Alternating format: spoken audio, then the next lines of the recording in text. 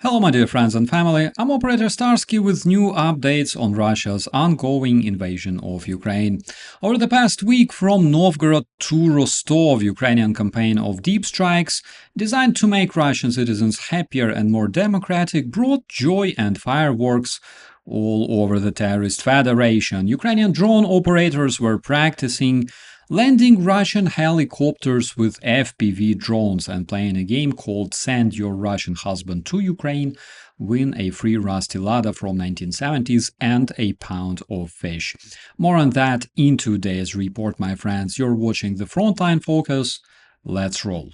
First of all, on March 18th, Ukraine struck two aviation facilities deep inside Russia, one in Ulyanovsk region and one in Novgorod. These plants were involved in producing and repairing military transport and cargo aircraft, sometimes referred to as Russian flying caskets. Reuters reported these sites were around 800 kilometers from the border, which, by the way, is another reminder that the Russian terrorists can no longer feel comfortable and safe, even far from the front, which is beautiful. And then came one of the biggest drone waves. Russia said Ukraine launched one of the largest barrages in at least a year, with hundreds of drones over several days, including major pressure on Moscow. Even Shoigu himself admitted that Ukrainian drone development has reached the point where no Russian region can feel safe. I mean, after invading another country for 4 years and bombing civilians every day,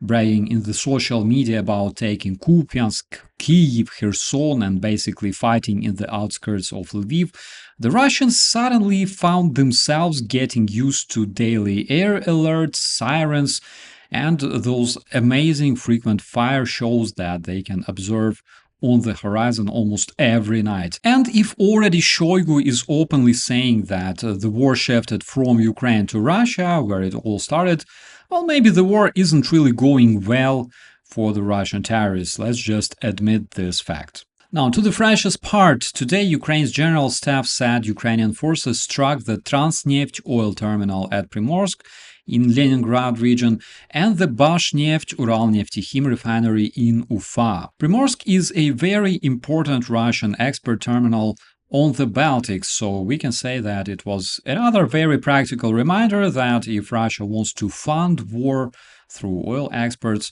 Ukraine can make that process much more emotional, much more expensive, flammable, and fun. Also, let's talk about the most recent Russian aviation losses. We're talking 2 Ka-52 helicopters and one airplane. The Ka-52 helicopter that was destroyed by a Ukrainian FPV drone in the Donetsk region was downed by the operators of the glorious 59th Brigade, who showed their footage. Ukrainian defenders reported that the terror Russian helicopter made an emergency landing after being hit, and Commander Robert Brody said the crew tried to escape but was later found and turned into a fresh Russian fertilizer by Ukrainian drone operators. And you know, the funniest fact is that the Russian social media got very upset about that, as if those pilots were flying around and dropping candies and chocolate bars for children. The fact is, they were flying a Ka-52, one of the machines used to launch rockets at Ukrainians, at civilians, at Ukrainian defenders, and it means that one less attack helicopter is one less chance for some Russian hero to murder Ukrainian civilians and then expect sympathy on Telegram. Now, switching to the frontline updates, the latest battlefield analysis confirms that the Russian invaders have likely begun their highly advertised spring offensive against Ukraine's fortress belt in Donetsk region. The Russian terrorists are also setting conditions for heavier operations, possibly towards Kramatorsk and Kostantinivka. But the fact is, they are unlikely to seize the fortress belt in 2026. In Zaporizhia, for example, and Liman, numerous Russian mechanized attacks are being deflected, with huge numbers of Russian millionaires transforming into carrots and tomatoes. Frankly speaking, the squeal in the Russian social media is absolutely enormous these days. Apparently, they didn't expect to get wasted so badly.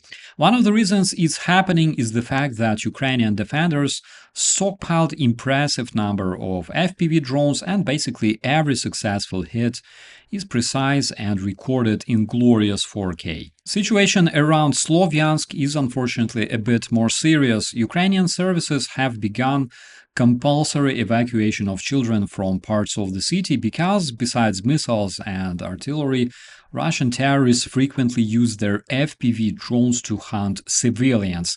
At this point, Slovyansk is only about 20 kilometers from the front line, and drones now make even those rear areas dangerous for civilian population. Basically, we can see the copy-paste of the situation in Kherson. But despite Russian pressure in this direction, Ukraine is still holding the key line. And now to the bigger military news of the week.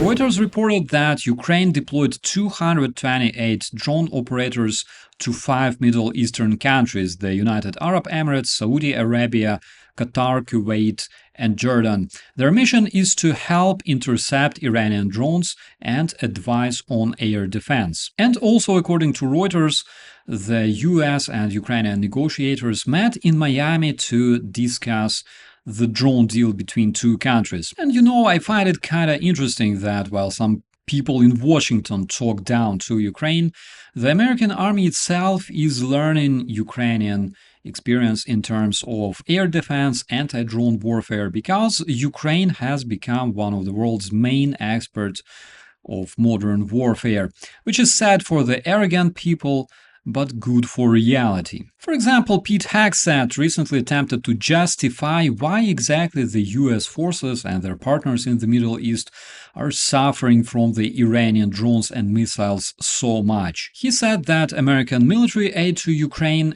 depleted the US stockpiles. And when you listen to Mr. Hegseth, you probably imagine the US sending thousands and thousands of interceptor missiles to Ukraine, but the facts obliterate this narrative. The media reported that Ukraine's stock of Patriot missiles was critically low already in late February, and that allies committed only 37 PAC-3 missiles. At the same time, Associated Press reported about 1,000 Patriot missiles used by Washington and partners in the first 96 hours of the Iran operation. So the real picture is not Ukraine burning the American stockpile of Patriot missiles. The picture is that with the beginning of Iran operation, the Patriot demand exploded everywhere, and the US itself is now proving just how fast these missiles disappear in real high-intensity combat. Frankly speaking, statements coming from the White House recently can raise a few eyebrows. For example, last week Tulsi Gabbard said that